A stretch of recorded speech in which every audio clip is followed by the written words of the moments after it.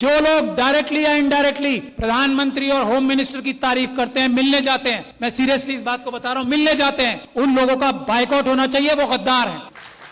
क्या बात करेंगे आप आरएसएस के लोगों से जो इस बात को तय कर चुके हैं कि हमें संविधान खत्म करके मनुस्मृति लागू करनी है? उनसे क्या बात करके और क्या समझाएंगे उन्हें? उन्हें सिर्फ ये जाके कह सकते हैं कि हम आपके पैरों में गिर चुके हैं, हम आपकी हर बात मानेंगे, सिर्फ हमें हमारी कम्युनिटी को धोखा देने का रास्ता बता दो। कैसे हम उनसे मीठी मीठी बातें करके, कैसे जज्बाती तकरीरें देके उनको बेवकूफ बनाएं और आपकी मदद करें, ये काम कर रहे हैं जो लोग उनसे मिलने जाते हैं। ये समझ लीजिए आप, उन्होंने सारी इंस्टीट्यूशंस जो हैं हाईजैक कर ली हैं। उन्होंने हम लोगों के, खास तौर पे एससी एसटी, माइनॉरिटीज और ओबीसी के जितनी टॉप लीडरशिप है सब हाईजैक कर ली। इस बात को जब तक हम तस्लीम नहीं करेंगे हम एक कदम आगे नहीं बढ़ा पाएंगे। अपने अंदर से गद्दारों को आइडेंटिफाई नहीं करेंगे हम एक कदम आगे नहीं बढ़ा पाएंगे। सबसे पहला काम है, हम लोग इतने कमजोर नहीं हैं, समझ लीजिए आप, ये गद्दार हैं जो हमारे पैरों में बेड़ियां बांध रहे हैं। आइडेंटिफाई कीजिए उन गद्दारों को जो डायरेक्टली या इनडायरेक्टली ये बोलते हैं कि हेमंत बिस्वा शर्मा एक बहुत अच्छा चीफ मिनिस्टर है। आइडेंटिफाई कीजिए ऐसे लोगों को और उनको पनिश कीजिए, उनका सोशल बाइकआउट कीजिए। ये तो हम आराम से कर सकते हैं। दो रास्ते हैं, कोर्ट का रास्ता है लेकिन सुप्रीम कोर्ट वो रास्ता नहीं है। कोर्ट का रास्ता जब है जब हम बहुत सारे केसेस, रोज ये पूरे देश को लूट के खा रहे हैं आरएसएस और बीजेपी के लोग, हम multiple cases grass root level पे बहुत सारी जगह पे करें, एक एक आइडेंटिफाई करें आरएसएस के कार्यकर्ता को कि कौन स्कूटर पे चलता था और आज मर्सिडीज में चल रहा है, उसको आइडेंटिफाई करें, उसके खिलाफ करप्शन के केसेस करें। ये एक काम करना होगा हमें। दूसरा, अगर हम पीसफुल प्रोटेस्ट करके जेलों में जाने के लिए तैयार नहीं है तो ये सब बातें बेकार हैं। अगर हम लाठी खाकर जेलों में जाने को तैयार नहीं है, अगर हम गोली खाकर जेलों में जाने को तैयार नहीं है तो ये सब चीजें बेकार हैं। ये चाहते हैं कि ये हम करते रहें और वो जो काम कर रहे हैं वो करते रहें। तो पहला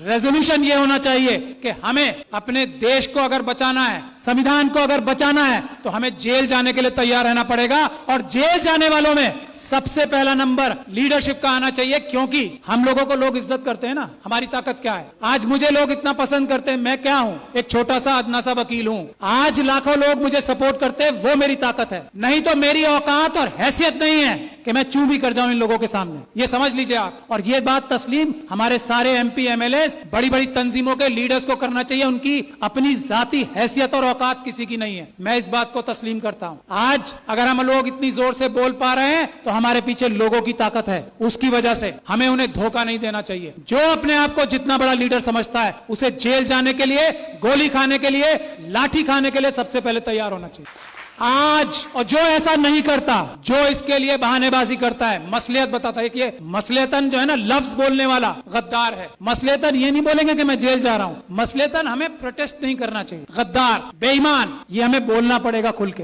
एक बात। दूसरी बात ये, हमारा सबसे पहला इशू आर्टिकल 1 होना चाहिए कॉन्स्टिट्यूशन का। आर्टिकल 1 क्या है? भारत की जो सीमाएं है ना उसको अक्षुण्ण रखना। चाइना 2000 किलोमीटर हमारी जगह खा गया है। हम किसी और मुद्दे पे बात नहीं करेंगे, दो मुद्दे हमारे शुरुआत के होने चाहिए। और हमें होम मिनिस्टर का, हमें प्राइम मिनिस्टर का घेराव इस बात पे करना चाहिए कि चाइना से हमारे देश की सेना अपनी जमीन वापस लेने के लिए बेकरार है। तुम डरपोक हो जो उन्हें रोक रहे हो, इसके लिए हमें प्राइम मिनिस्टर का घेराव करना चाहिए। ये आर्टिकल 1 है, इसके लिए करें। और आगे जाके गोली खाएं। इसके बाद क्या, 2000 किलोमीटर हमारी, जिसको अलग अलग जबानों से हम कहते हैं, कोई भारत माता कहता है, हम भारत देश कहते हैं, उसमें से 2000 किलोमीटर कोई ले गया और हम यहां बैठ के डिस्कशन करेंगे? नहीं, या तो प्रधानमंत्री इस्तीफा देंगे या वो 2000 किलोमीटर वापस लेंगे, नहीं तो हम मार्च करके हम खुद जाके वापस लेंगे। ये हमारा पहला एजेंडा होना चाहिए। दूसरा एजेंडा इस वक्त जो है वो है मणिपुर। अगर मणिपुर के लिए हम लोग प्रधानमंत्री का घेराव नहीं करते,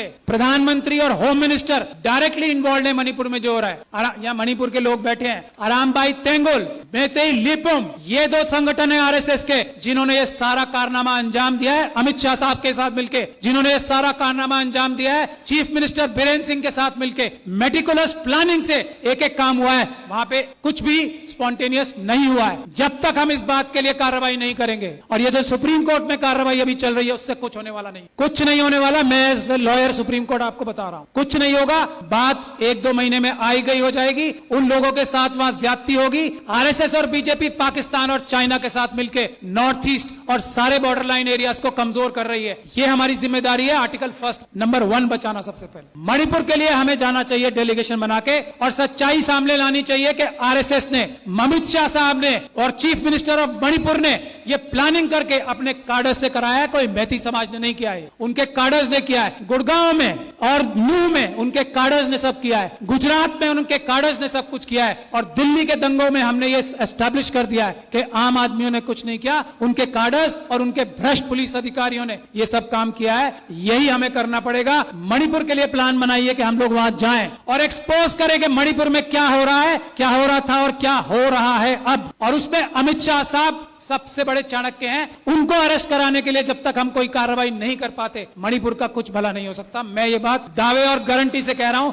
he is the main mastermind, mister Amit Shah. वो वहां जाके बैठे ही इसलिए थे कि उन्होंने ये सब प्लानिंग करनी थी कि सब कुछ ठीक चल रहा है या नहीं। वरना भारत के होम मिनिस्टर में इतनी ताकत होती है, चेयर में, चाहे कोई डफर भी बैठ जाए उस पे। अमित शाह साहब की बात नहीं कर रहा हूं, ये डफर वर्ड उनके लिए इस्तेमाल नहीं किया मैंने। अगर कोई डफर भी बैठ जाए, भारत के होम मिनिस्टर की चेयर में इतनी ताकत होती है कि सब शांति वहां पे एक दिन में हो जाए। लेकिन जो होम मिनिस्टर वहां अपनी प्लानिंग ही करने गया था, इंप्लीमेंटेशन देखने गया था गुजरात मॉडल की, वो उससे क्या उम्मीद करते हो? आज तक किसी आदमी ने यह बोला है कि Amit Shah is the main mastermind of Manipur? नहीं बोला। यही हमारी कमी। तो मेरी यही गुजारिश है, एक तो जेल जाने के लिए जो लोग तैयार हैं, गोली खाने के लिए जो लोग तैयार हैं, लाठी खाने के लिए जो लोग तैयार हैं, वही बोले कि मैं लीडर हूं, वरना वो गद्दार है। मेरा ये मानना है। बाकी अपनी अलग अलग राय सबकी हो सकती है। यही एक टेस्ट है। अच्छी से अच्छी बात कोई भी कर सकता है। एक से बढ़कर एक स्पीच देने वाले, एक से बढ़कर एक भाषण देने वाले हम लोगों में भी हैं और आरएसएस में भी हैं। जबान की वैल्यू आजकल 0 हो गई। सड़क पे आए, गोली खाएं, तब बताएं कि मैं लीडर हूं, वरना मैं गद्दार हूं। ये बात तय है। मैं गोली खाने के लिए तैयार हूं आज इसी वक्त से।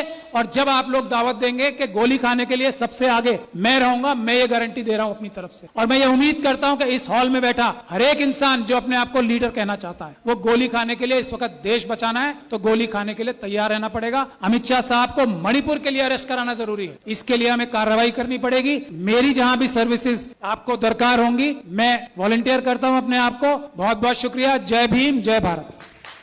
Thank you very much, Shahad Ali.